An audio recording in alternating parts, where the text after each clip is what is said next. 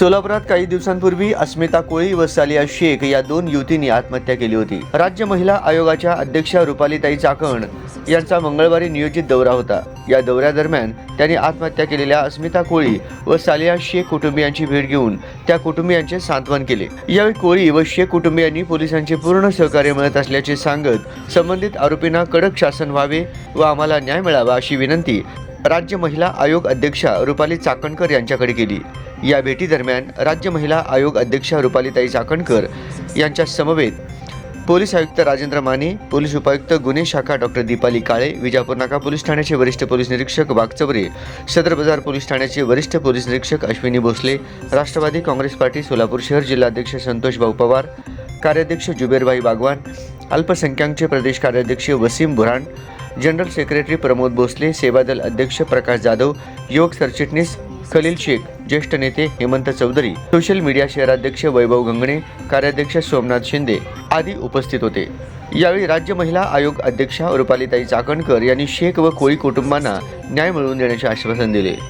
या धावत्या नियोजित दौऱ्यादरम्यान त्यांनी पोलीस आयुक्त कार्यालयासही भेट दिली व शेख व कोळी या दोन आत्महत्या केलेल्या मुलींचा सखोल तपास वेगाने करून त्या कुटुंबियांना न्याय मिळवून द्यावा अशा सूचना केल्या। नमस्कार। सोलापूर शहरामध्ये काही दिवसापूर्वी अनेक घटना घडल्या। या घटना घडत असताना राज्य महिला आयोगाच्या वतीनं या सगळ्या घटनांचा पाठपुरावा केला गेला।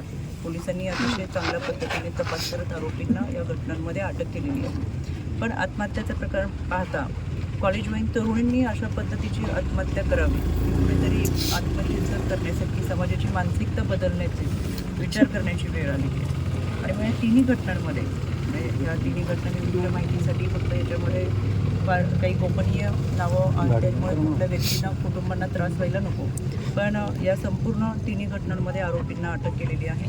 आत्ता मी भेट दिली त्या कुटुंबांना देखील आरोपी ज्यांच्याबद्दल तक्रार दाखल केली होती त्या आरोपींना 3 आरोपी होते, त्याच्यामध्ये पहिल्या आरोपीला पहिल्या दिवशी अटक केली, नंतर दोन्ही आरोपींना हे 2 दिवसांनी अटक करण्यात आली। या संदर्भातल्या 19 डिसेंबरला राज्य महिला आयोगाच्या वतीने पत्र हे माननीय आयुक्तांना संदर्भात दिलेलं होतं। यामध्ये मुलींनी जी आत्महत्या केली त्याची तक्रार दाखल झाल्यानंतर कारवाई करण्यात आलेली आहे। त्यानंतर दुसरी एक घटना आहे ती पोस्कोच्या संदर्भातली। यामध्ये संबंधित मुलीची सुसाईड नोट सापडून आली, त्याच्यावर असलेला मानसिक तणाव आणि त्यामधून घडलेली ही घटना। यामध्ये 4 आरोपी आहेत, 4 पैकी 3 आरोपी अटक केलेली आहे। 4था आरोपी हे आजोबाच असल्यामुळे त्यांच्यावरती यामध्ये इन्व्हेस्टिगेशनमध्ये त्याच्यामध्ये सुरुवातीला कोणताही गुन्हा दाखल नसल्यामुळे आरोपीला अटक करण्यात आलेलं नाही। या सगळ्या ज्या घटना आहेत या घटना घडत असताना MIDC पोलीस स्टेशनमधली जी घटना आहे की ज्यात 19 वर्षीय मुलींनी आत्महत्या केलेली, या आत्महत्या करत असताना मी आत्ता पोलीस स्टेशनला भेट दिल्यानंतर संबंधित म्हणजे या घटनेचे तपास अधिकारी असतील, आयुक्त असतील आणि अतिशय चांगल्या पद्धतीने तपास कार्य केलेलं आहे आणि त्याची सविस्तर माहिती आयोगाला देखील पाठवली आणि आम्हाला देखील दिलेली आहे। यामध्ये असलेले मोबाईल चॅटिंग्स असतील, त्यामध्ये सापडलेले पुरावे असतील आणि या अनुषंगाने केलेला तपास असेल। त्याच्यामुळे यामधील आरोपी तपास अजून सुरू आहे। आरोपी नक्की कशा स्वरूपाचं म्हणजे मुलीला स्वतः मानसिक दबाव असल्यामुळं आत्महत्या केली असं यामध्ये प्रथमदर्शनी दिसतंय। कायद्याच्या चौकटीतून पुढील कारवाई होईल। त्याचबरोबर सोलापूरमध्ये आत्तापर्यंत राज्य महिला आयोगाचा पदभार स्वीकारल्यानंतर पहिली आढावा बैठक मी सोलापूरमध्ये घेतली होती। यामध्ये मिसिंग केसेस मोठ्या प्रमाणात होत्या। गेल्या 2 वर्षाच्या कालावधीमध्ये पोलिसांनी ऑपरेशन मुस्कान राबवत मोठ्या प्रमाणात यामध्ये कारवाई केलेली आहे। मला एक मनाला समाधान वाटतं। संपूर्ण महाराष्ट्रामध्ये राज्य महिला आयोगाने 15 मे 2023ला पहिली प्रेस कॉन्फरन्स घेत NCRBचा अहवाल येण्यापूर्वी राज्य महिला आयोगाचा अहवाल हा प्रसारमाध्यमांसमोर मांडला होता। त्यामध्ये मिसिंग केसेस हा जितक्या मोठ्या प्रमाणात होता त्याचा पाठपुरावा करत असतील, ह्युमन ट्रॅफिकिंगच्या केसेस ह्या मोठ्या प्रमाणात होता। मग याचा पाठपुरावा करत असताना एक्सटर्नल अफेअर मिनिस्टर असेल, इंडिया एम्बसी असतील यांच्याबरोबरचा पत्रव्यवहार करत इतर देशामध्ये असलेल्या मुलींची सुटका करून घेत असताना त्यांना भारतात महाराष्ट्रात परत आणण्याचा प्रयत्न केला आणि तो यशस्वी झाला। हा आयोगाचं खरं तर यश म्हणता येईल। आयोगाने असाच पाठपुरावा हे महाराष्ट्र पोलिसांबरोबर केला आणि महाराष्ट्र पोलिसांनी ऑपरेशन मुस्कान राबवत त्या भागात असलेल्या शहरात असतील किंवा ग्रामीण भागात असतील त्या महिलांचा तपासासाठी ऑपरेशन मुस्कानच्या माध्यमातून चांगल्या पद्धतीची कारवाई केली आणि ते आपल्याला दिसतंय की यामध्ये मिसिंग केसेसमध्ये 431 महिला आहेत, त्यापैकी 366 ह्या मिळून आलेल्या आहेत। या मिळून आलेल्या महिला म्हणजे अतिशय चांगल्या पद्धतीने यांनी केलेलं कार्य आहे। काही अजून तपास सुरू आहे, ट्रेसिंगवरती आहे. लवकरात लवकर त्यांचा देखील तपास लागेल. एकंदरीत पूर्ण सोलापूर शहरामध्ये घडत असलेल्या घटनांच्या बाबत यामध्ये बलात्काराच्या संदर्भातल्या घटना आहेत किंवा या बलात्काराच्या घटनांमध्ये 25 बलात्काराच्या घटना आहेत. त्यात 25च्या 25 आरोपींना शिक्षा झालेली आहे. विनयभंगाच्या 81 घटना आहेत. 81 घटनांमध्ये तपास पूर्ण करून आरोपीला शिक्षा झालेली आहे. आत्महत्येस प्रवृत्त करण्याप्रकरणी नवविवाहित असतील अशा 4 घटना होत्या. या 4ही घटनेमध्ये तपास पूर्ण केलेला आहे. मग 498च्या असतील, 302 असतील, 363 असतील, 370 आणि 370 हरवलेले बेपत्ता या सगळ्या संदर्भात अतिशय चांगल्या पद्धतीचा तपास केलेला आहे. यामध्ये 302च्या घटना कमी झालेल्या आहेत. 370 आणि 370च्या काही घटना कमी झालेल्या आहेत. पण त्याचबरोबर बलात्कार आणि विनयभंगाच्या घटनेमध्ये थोड्या प्रमाणात वाढ झालेली आहे. त्याच्यासाठी संबंधित पोलीस विभागाच्या संपूर्ण कर्मचारी आणि अधिकाऱ्यांबरोबर आज चर्चा करत एक चांगल्या पद्धतीचं चर्चेच्या माध्यमातून शाळा कॉलेजमध्ये बीट मार्शल, दामिनी पथक असेल, भरोसा सेल असेल यांच्या माध्यमातून कम्युनिकेशन गरजेचं आहे हे सिद्ध झालं. त्याचबरोबर ते करत असताना सोलापूर सिटी पोलीस हे शाळेच्या कॉलेज कॅम्पसमध्ये जाऊन मुलींचं काउन्सिलिंग करतात. पण आता त्याच्याही पुढे जाऊन गरज पडली, कारण की ह्या सुसाईडच्या घटना पाहिल्या की आपल्याला लक्षात येतं की कुठेतरी संवाद कमी पडला की काय हा प्रश्न पडतो. त्याच्यामुळे आता मुलांचा आणि मुलींचा संवाद हा पालकांबरोबर जास्त झाला पाहिजे. या ज्या आत्महत्येच्या घटना घडलेत त्या तणावाखाली घडलेल्या आहेत, तणावामधून घडलेल्या आहेत. कुठेतरी पालकांचा संवाद होऊ शकला नाही म्हणून घडलेला आहेत आणि हे त्यांच्या व्हॉट्सॲपच्या चॅटिंगमधून दिसतंय. त्याच्यामुळे मला पुन्हा एकदा मी आयुक्त आणि त्यांच्या सर्व सहकाऱ्यांना सूचना केलेल्या आहेत की चांगल्या पद्धतीची एक टीम, काम तर उत्तम सुरूच आहे, पण त्याच्याही पुढे जाऊन आता विद्यार्थ्यांबरोबर आपण जसा संवाद करतो त्याच्या पलीकडे जाऊन आता पालकांबरोबर संवाद करायची वेळ आलेली आणि अशा पद्धतीचे एक चांगले उपक्रम पोलीस आयुक्तांच्या माध्यमातून शाळा कॉलेजमध्ये राबवलं जाईल आणि पालकांबरोबर चर्चा करून नक्की मुलांना मानसिकरित्या आधार देण्याचं काम त्यांच्या माध्यमातून केलं. सालिया शेखच्या ह्याच्या घरी भेट दिली तुम्ही, त्याच्यामध्ये काय निदर्शनास आलं तुम्हाला आणि काय तपास प्रोग्रेस आहे? मला यामध्ये तुम्हाला आवर्जून सांगायचं आहे, माझ्याकडे पूर्णपणे तपास आहे, पण त्या कुटुंबाची एक गोपनीयता असते.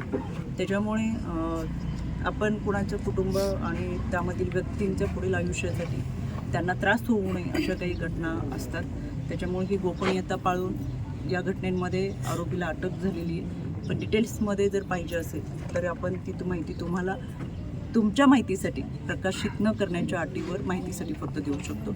बऱ्याचशा गोष्टी अशा आहेत की त्या गोपनीय पद्धतीच्या असल्यामुळे कुटुंबांना त्रास होणार नाही याची काळजी आहे. म्हणजे या प्रकरणामध्ये पोलिसांना अर्ज संबंधित कुटुंबाने केलेला होता, मुलांचा त्रास आहे म्हणून. त्या संदर्भात पोलिसांनी काही कारवाई केलेली होती का, आणि केलेली असताना मुलांचा त्या आदल्या दिवसापर्यंत त्रास होत असं कुटुंबाचा आरोप आहे. यामध्ये पोलिसांकडे जेव्हा तक्रार दाखल झाली त्यामध्ये पोलिसांनी तिन्ही आरोपी आहेत त्यांच्या संदर्भातली कारवाई त्यांनी पोलिसांना ज्यावेळेस माहिती मिळाली त्यांनी संबंधित व्यक्तींना सांगितलं होतं की आपण तक्रार द्यावी. पण सुरुवातीच्या काळामध्ये तक्रार दिली तर समाजामध्ये साहजिकच कोणत्याही पालकांना वाटतं की एकदा तक्रार दिली की आपल्याबद्दलची बाहेर वेगळी चर्चा होते किंवा कुठेतरी एक वेगळा संदेश समाजामध्ये जात असतो. त्यामुळे तक्रार देण्यासाठी पालक पुढे येत नाही. पण तशा पद्धतीची तक्रार न देता एक अर्ज दाखल केलेला होता आणि त्या अनुषंगाने पोलिसांनी यासाठी कारवाई केली. त्या अर्जावर जर पोलिसांनी वेळीच दखल घेतली असती तर ही घटना घडली नसती. तर काउन्सिलिंग करण्यापेक्षा विशेष करून जो व्हिडिओ होता त्यांच्याकडे, जो मोबाईलमध्ये व्हिडिओ वगैरे होता ज्यांनी ते पाठवलेलं आहे, ते व्हिडिओ ताब्यात घेणे किंवा मोबाईल ताब्यात घेणे अशी प्रक्रिया होणं गरजेचं होतं असं काहींचं म्हणणं आहे. ते झालं का पोलिसांना? आणि फक्त समज नाही, आता तुम्ही काउन्सिलिंगचं म्हणता, आता पूर्ण भविष्यात पोलीस जाऊन काउन्सिलिंग करतील, हे करतील, मग ह्या प्रकरणात का केलं नाही? म्हणजे आदल्या दिवशी ज्या दिवशी त्या तक्रार अर्ज आला होता तर त्यावेळेस काउन्सिलिंग करणं गरजेचं होतं ना, त्या मुलीचं किंवा त्या संशयित आरोपींचं, तर त्याच्यामध्ये का केलं नाही? त्याच्या आदल्या दिवशी अर्ज आला होता. अर्ज आल्याबरोबर त्यातल्या दोघांविरुद्ध अर्ज होता. एक तर पुण्याला होता, अर्ज वेगळ्या स्वरूपाचा होता. तो अर्ज असा होता की आमच्याकडे विवाह आहे, त्याच्यामध्ये काहीतरी अडचण येऊ शकते, तर त्याप्रमाणे एक तर बाहेर होता, दुसऱ्याचं लोकेशन अक्कलकोटला होतं, त्याला बोलून त्याच्यावर कारवाई करण्यात आली होती. बरोबर, हे जे मॅटर आहे त्याचा गुन्ह्याचा आणि त्याचा ते वेगळे 2 सब्जेक्ट आहेत त्याच्यामध्ये. ज्या दिवशी घटना घडली त्याच्या आदल्या दिवशीचा अर्ज होता की प्रिकॉशन म्हणून असावं. 4 दिवसापूर्वीचा अगोदरच्या दिवशी 15 तारखेला 16 तारखेला 16 ते सांगतात 16 तारखेला 15 किंवा 16 तारखेचा होता. 16 तारखेला कारवाई ताब्यात घेणं गरजेचं होतं ना. 16 दिली असते. त्याच दिवशी कारवाई करण्यात. नाही मॅडम, खरं जर कारवाई काय केली? पोलिसांच्या कारवाईचं स्वरूप? खाकीला बरेच जण घाबरतात. पोलिसांनी त्यांच्या पद्धतीने खाकीचा हिसका दाखवला. तर ही घटना घडली नसती. फॉर्मॅलिटी त्यांना बोलवणं आणि समज देणं हा नाही आहे प्रकार. बरोबर काउन्सिलिंग जो आहे पार्ट, या स्टेजला काउन्सिलिंग नाही चालत बरोबर. असं काहींचं म्हणणं आहे. कारण इथे जीव चाललाय मॅम. काउन्सिलिंग पहिल्या स्टेजला असतो. या स्टेजला जर ते लग्नाच्या घरात येऊन दमदाटी करतात, वॉर्निंग देतात, मग अशा वेळी आपण काउन्सिलिंग कसं करणार ना? म्हणजे जीव जास्त वाट बघणार का? जीव गेल्यानंतर मग गुन्हे दाखल होणार, मग प्रक्रिया नाही, पाहणार. आपण जे प्रश्न विचारते म्हणून मी सुरुवातीला सांगितलं काही गोपनीयता बाबी असल्यामुळे मी फार काही आपल्याशी काही गोष्टी फक्त पत्रकारांनी त्याच्यावरती पब्लिश न करता तुमच्या माहितीसाठी काही गोष्टी असेल तर मी जरूर तुम्हाला दाखवते आणि ते तुम्ही पाहू शकता. पण सगळ्याच गोष्टी बोलण्यासारख्या नसतात. कुटुंबाचा पुढचा प्रवास असतो आयुष्याचा. आपल्यामुळे कोणाला पुढे जगताना त्रास होऊ नये, बदनामी होऊ नये, हा त्या पाठीमागचा हेतू आहे. त्याच्यामुळे तुम्ही म्हणताय ते योग्य आहे, ही तुमची बाजू झाली. एक पत्रकार प्रसार माध्यम म्हणून तुम्ही अगदी योग्य आहात तुमच्या ठिकाणी. पण पोलिसांनी केलेला तपास आणि घडलेला घटना, त्यांच्याकडे असलेली माहिती ही जर पाहिली तर आपल्या लक्षात येईल की त्यांनी त्यांच्या पद्धतीने योग्य कारवाई केलेली आहे. तुमच्या माहितीसाठी मी जरी करून तुम्हाला दाखवू शकतो. ते महिला आयोग म्हणून आपण काय दखल घेणार का? नुसतंच मीटिंगमध्ये छान छान झालं हे सांगण्यापेक्षा त्या मुलीने अर्ज दिल्यानंतर पोलिसांनी काय कारवाई केली किंवा काय केली नाही. आणि आरोपी राज्य अटक महिला होण्यामध्ये पण आयोग 2 हे नाव दिवस लागले. महाराष्ट्रात याच्यापूर्वी कधीही तुम्हाला माहीत नव्हतं. आयोग हे नाव तुम्हाला आत्ता माहीत झालं 2 वर्षामध्ये. राज्य महिला आयोगाने 19 तारखेला आयुक्तांना पत्र पाठवून कारवाई करण्याच्या सूचना दिल्या, पाठपुरावा करायला. आणि मी स्वतः आयुक्त तपास करत असताना, त्यांचे आयोग तपास करत असताना आयोगाचे अध्यक्ष म्हणून मी स्वतः या ठिकाणी आले. तपास पूर्ण झाला, आरोपी अटक झाले, तरीसुद्धा आम्ही आलेलो. महाराष्ट्रामध्ये आजपर्यंत अशा पद्धतीने कारवाई होत नव्हती. तशा पद्धतीचं काम, ह्युमन ट्रॅफिकिंगच्या केसेस इतर मस्कत, दुबई, ओमानमधून परत महाराष्ट्रात घेऊन येण्याचं काम करतोय. कोणत्याही भागामध्ये असेल तर ह्या शाळा कॉलेजच्या कॅम्पसमध्ये पेट्रोलिंग करणं, प्राईम टाईममध्ये गस्त घालणं, त्यांचं काउन्सिलिंग करणं हे करतोय. पोलीस प्रशासन त्यांचं काम करते, कायदा सुव्यवस्था त्यांचं काम करतोय. पण ज्यावेळेस जन्मदाता बाप मुलीवर बलात्कार करतो त्यावेळेस कायदा सुव्यवस्था काय करणार? 4 भिंतीच्या आतमध्ये नागरिकशास्त्राचं पुस्तक शिकलो म्हणजे आपण नागरिकत्व सुजाण नागरिक झालं असं होत नाही. नागरिकांची पण काहीतरी आता जबाबदारी आहे, ती सुद्धा त्यांनी पार पाडली पाहिजे. अशा घटना ज्यावेळेस घडतात त्यावेळेस पोलीस प्रशासन किती काम करू शकतं? 4 भिंतीच्या बाहेर कायदा सुरू होतो, 4 भिंतीच्या आतमध्ये काय? प्रत्येक गोष्ट पोलिसांमुळे झाली किंवा सरकारमुळे झाली असं म्हणणं आता चुकीचं होतंय. आता आम्हालाही 4 पावलं पुढे आलं पाहिजे. राज्य महिला आयोग आणि दुसऱ्या लगेच कारवाईच्या सूचना देऊन कारवाई केली. त्यांनी आम्हाला रिपोर्ट केला, आरोपीला अटक केली. याच्याही पलीकडे जाऊन मी परत वारंवार तुम्हाला सांगते, काही गोष्टी अशा आहेत की ज्या आम्ही तुम्हाला सांगितलं तर कदाचित तुम्हाला कॅमेरे बंद करावं लागतं. दोन्ही बाजूने आता संवाद हा पालकांचा पण झाला पाहिजे विद्यार्थ्यांबरोबर. आपलं पाल्य आणि त्याचा बॅकग्राऊंड काय, हिस्ट्री सीटर वगैरे आहेत का? आरोपी पूर्वीचे काही गुन्हे वगैरे आहेत का? कसे आहेत? नाही. बार्शीमध्ये यापूर्वी असाच प्रकार घडला होता मॅडम. आपण लक्ष वेधलं होतं. फोनवरून त्या पीडितेच्या आईशी आपण बोललो होतो. असंच झालं म्हणजे पोलिसांनी सुरुवातीला गंभीर दखल न घेतल्यामुळे पाठवले आणि ते घरी येऊन, त्या मुलीच्या घरी येऊन त्या आरोपींनी पुन्हा तिच्यावर अटॅक केला. म्हणजे 307चा मॅटर होता तो. या निमित्तानं मला तुमच्या माध्यमातून महाराष्ट्रातल्या माझ्या या सगळ्या छोट्या भगिनींना आवर्जून सांगायचं आहे, शालेय जीवन जगत असताना आपण अभ्यास असाल किंवा त्याच्यावरती आपला उद्याचं भविष्य असेल, पालक आपल्यासाठी कष्ट करतात, त्याच्यावरती आपण खरं तर फोकस करणं गरजेचं असतं. वयाच्या 14व्या 15व्या वर्षी मोबाईलचं जग हातामध्ये आहे. आता टी व्हीचा रिमोट दुसऱ्या हातात मोबाईल असतो आणि नको असलेल्या दुनियामध्ये, आभासी दुनियामध्ये वावरत असताना कोणी आपल्याला चांगलं म्हणलं तरी त्याच्या प्रेमात पडणं आणि नको असलेल्या भूलथापांना बळी पडणं. त्याच्यामुळं पालकांचं काही सांगितलेल्या गोष्टी मुलींना आवडत नाहीत. आज मला प्रकर्षाने सांगावं असं वाटतं की आई वडील कधी कधी आपले वैरी आहेत की काय असं आता या मुलांना या वयामध्ये वाटायला लागतं. शिक्षक काही सांगतात ते चुकीचं सांगतात की काय असं वाटायला लागतं. आणि त्याच्यामुळे ज्या गोष्टी सांगत असतात त्या फॉलो करत नाहीत, ऐकत नाहीत. आणि ज्या काही घटना घडतात ह्या इतकं नैराश्य यावं की आयुष्य संपून टाकावं, कोणाशीच मला बोलायचं नाही आहे, कोणाचंच मला ऐकायचं नाही आहे आणि क्षणात आयुष्य संपावं, अशी मानसिकता का होत असेल? त्याच्यामुळे आता आई वडील म्हणून आपली सगळ्यांची जबाबदारी पण जास्त आहे. पाल्य ज्यावेळेस वाढत असतो त्यावेळेस संवाद असावा. एखाद्या आयुष्यामध्ये अपयश आलं तर त्याला सांगता आलं पाहिजे, तू चुकला तरी चालेल, मी तुझ्या बरोबर आहे. एखादं अपयश आलं तर ते पचवू आपण. इतकी कमजोर मनं आमचे झालेत का की क्षणात आयुष्य संपवावं आम्ही? त्याच्यामुळे आता आपल्याला पुढे येऊन काम पोलीस प्रशासन करतील. देशामध्ये महाराष्ट्रात सगळ्यात जास्त कायदे जर कुठले स्ट्रॉंग असतील तर ते महाराष्ट्रातले. महाराष्ट्र पोलीस इतर ठिकाणी तपास लागला नाही तर आमचे महाराष्ट्र पोलीस तिथे जातात तपास करायला. त्याच्याबाबत कुठे शंका नाही. पण प्रत्येक वेळेस सरकार आणि पोलीस म्हणून त्यांना जबाबदार धरून चालणार नाही. मी मगाशी ही घटना सांगितली. मी स्वतः 9 अशा बलात्काराच्या घटना स्वतः त्याच्यामध्ये पाठपुरावा करते, ज्याच्यामध्ये जन्म देणारा बाप मुलीवर बलात्कार करतो. त्याच्यामध्ये कोणाला दोषी धरायचं? ज्याला स्वतःच्या नात्याची विण माहीत नाही, ज्याला स्वतःची मुलगी कळत नाहीये, ज्याला स्वतःच्या भावनांची जाणीव नाहीये, अशा समाजाचं आता प्रबोधन करण्याची जबाबदारी तुमची आणि माझी सगळ्यांची. त्याच्यामुळे या दिवसांमध्ये मुलींना सुद्धा आणि तितकंच मुलगींना सुद्धा काउन्सिलिंग करणं, संवाद साधणं, चांगलं काय वाईट काय हे कळणं गरजेचं आहे. भावनेच्या आरी जाऊन आयुष्याचं आणि कुटुंबाचं नुकसान होत असेल तर त्याचा विचार जाणार आहे, मग ते कमी करण्यासाठी काही प्रयत्न शालेय अभ्यासक्रमामध्ये तर तो आपण घेऊ किंवा काय त्याच्या संदर्भातली चर्चा होईल. पण मुळातच आपलं आयुष्य जिथून सुरू होतं त्या कुटुंबामध्ये हे संस्कार किंवा कुटुंबामधला संवाद मला फार महत्त्वाचा वाटतो. सगळेच पुस्तकी ज्ञानाने आपल्याला जर मिळालं असतं तर आपण फार मोठी बुद्धिमत्ता प्रत्येकाने घातली असती. पण सगळंच पुस्तकी ज्ञान घेऊन आपल्याला समजणार नाही आहे, तर आता कुठेतरी आम्हाला वैचारिक प्रबोधन होणं गरजेचं आहे. आता आम्हाला कुठेतरी सांगितलं पाहिजे की हे चुकीचं ते चुकीचं आहे, जे वाईट आहे ते वाईट आहे, चांगलं काय हे आता आम्हाला त्यांना सांगता आलं. मॅडम, बार्शी प्रकरणात अजून एक अपडेट नवीन समोर येते, कारण त्या पीडित मुलीची जी आई आहे ती म्हणजे गार्डसाठी भटकत आहे, वेगवेगळ्या ठिकाणी तिने निवेदन देत आहे. SP साहेबांना पण सांगत आहे की गार्ड जे आहे ना विदाऊट गनर आहे आणि तो कधी पण येते आणि कधी पण जात आहे. उलट त्या गार्ड समोरच त्याला जोडून प्रश्न असा आहे की जिल्हा प्रशासनानं संवेदनशीलता दाखवत त्या पीडिताला मुख्यमंत्री सहायता निधीमधून 5 लाखाची मदत मिळण्यासाठी प्रस्ताव दिलेला आहे. अनेक महिने झाले, वर्ष होत आलं, काही जणांनी तुम्ही पण त्यांना शब्द दिला होता, मी बातमी पण दिली होती, विद्या लोळगेंनी ते संवाद करून दिला होता. काय झालं पुढे? मी माहिती घेते, मला थोडी तुम्ही आधी कल्पना दिली, कारण की आम्हीचं जेव्हा प्रस्ताव जातात किंवा डॉक्युमेंट संबंधित होतात बऱ्याच वेळा प्रोसेस झालेली असते, ज्यांच्या संदर्भात होतात ते आम्हाला फीडबॅक देतात. नाही झाली तर बऱ्याच वेळा मी माहिती घेते. नाही ती कारवाई पूर्ण झाली नाही असं जर सांगितलं असतं. आजची एक ताजी घटना आहे, ती जी पीडित मुलगी आहे ती एक्झामसाठी ती बाहेर गेली होती, तर त्याच्यासोबत एक लेडी गार्ड होती, ती गनर वगैरे काय नव्हतं, परंतु दत्त जयंती असल्यामुळं ना ती घरी गेली त्याला सोडून, तसं रस्त्यामध्ये सोडून. ती पीडितीच्या आईनं डायरेक्ट SP ला फोन केला, माझ्या मुलीला इथं रस्त्यामध्ये हायवेवर सोडून दिलं.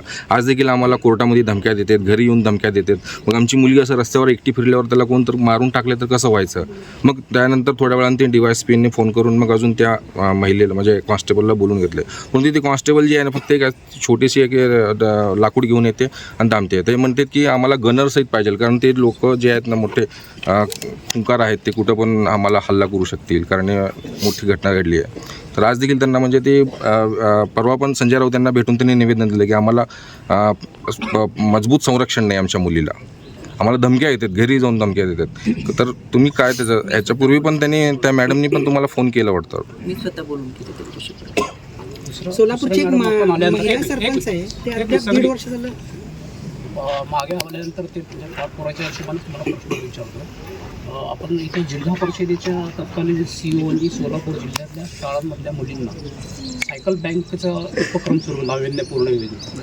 आपण ते सांगितलं की आपण हा राज्यभर हा पॅटर्न राबवूया. काय आम्ही तो शासनाला प्रस्ताव देतो. सोलापूरचं असेल, परभणीमध्ये परभणीमुक्त बालविवाह उपक्रम असेल, अनेक ठिकाणच्या वेगवेगळ्या भागातले उपक्रम आम्ही हे शासनाला पाठवलेले. आता 4थं महिला धोरण येते.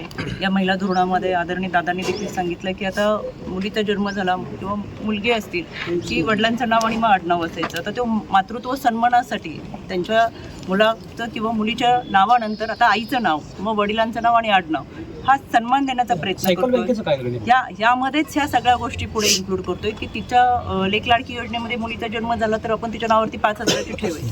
ती पहिलीत गेल्यानंतर 7,000 रुपये. ती जेव्हा 18 वर्षाची पूर्ण होते तेव्हा रोख रक्कम तिला 75,000 रुपये आणि असे एकूण जन्मापासून 18 वर्षाच्यापर्यंत 1 लाखाची रक्कम तिला मिळणार. याच अनुषंगाने अशा पण तक्रारी आहेत. आता उदाहरणार्थ सांगायचं की हे शालेय महाविद्यालयीन मुलींचा अपघात होतो आणि त्या थिएटरमध्ये ते जातात, तेव्हा शासनाची योजना आहे त्यांच्या पालकांना मदत करण्याची. हे जिल्हा स्तरावरून अनेक प्रस्ताव पेंडिंग आहेत, तिथे पण तिथे मदत मिळत नाही. अशा किती घटना आहेत? खूप ठिकाणी राज्यभर आहेत. तुम्ही आढावा घेतला आता तर माहिती मिळतो आम्हाला बऱ्यापैकी. म्हणून मी आज आढावा घेऊन तिथं आले. नाही, शालेय मुलींच्या म्हणजे मयत मुलींच्या पालकांना शासनाकडून मदत मिळते. म्हणजे ॲक्सिडेंटमध्ये खास करून झालं. किती मुलींच्या पालकांना मिळाले आता पण का माहिती आहे का? नाही, सगळी माहिती घेऊन तुम्हाला देते होतं. आत्ता माझ्याकडे ती माहिती जे नाही आहे ते नाही. आज मी सोलापूरचा पूर्ण आढावा घेतलेला आहे आणि तुम्हाला ह्युमन ट्रॅफिकिंगच्या बाबतीत सांगितलं, आयोगाच्या केसेसबाबत सांगितलं. हा आढावा माझ्याकडे मी माहिती घेऊन चाल्या आशिक प्रकरणात काही निष्काळजीपणा करणाऱ्या काही पोलीस अधिकाऱ्यांवर कारवाई होणार का महिला आयोगाकडून? तसं काही तुम्हाला निदर्शनास आलं आहे का की पोलीस प्रशासनाकडनं निष्काळजीपणा झाला आहे किंवा त्यांच्यावर कारवाई करावी सालिया शेख प्रकरणात? मला माझ्याकडे पूर्ण तपास आहे, त्याच्यामुळे मला असं कुठेही किंचितही वाटत नाही की पुढं पोलिसांनी हलगर्जीपणा केलेला आहे. आणि जिथं असे घटना घडतात की पोलीस तपासामध्ये दुर्लक्ष करतात, हलगर्जीपणा करतात, स्वतः आयोग तिथे कारवाई करत असतात. घटना घडल्यानंतरचा तपास नाही, घटना घडण्यापूर्वीचा तपास, ते पोलिसांनी काय पाऊल उचलले त्या संदर्भात ते विचारलं. त्यांनी पॅरेंट्स काय म्हणाले तेही सांगितलं, दोन्ही घटना त्यांनी तक्रार दिली. मी सुरुवातीलाही सांगितलं, परत एकदा रिपीट करते, पालक तक्रार द्यायला पुढे येत नाही, कारण की तक्रार दिलं की नाव जाहीर होतं, कुणाच्या संदर्भात आहे आणि याच्यामुळे समाजात बदनामी होते.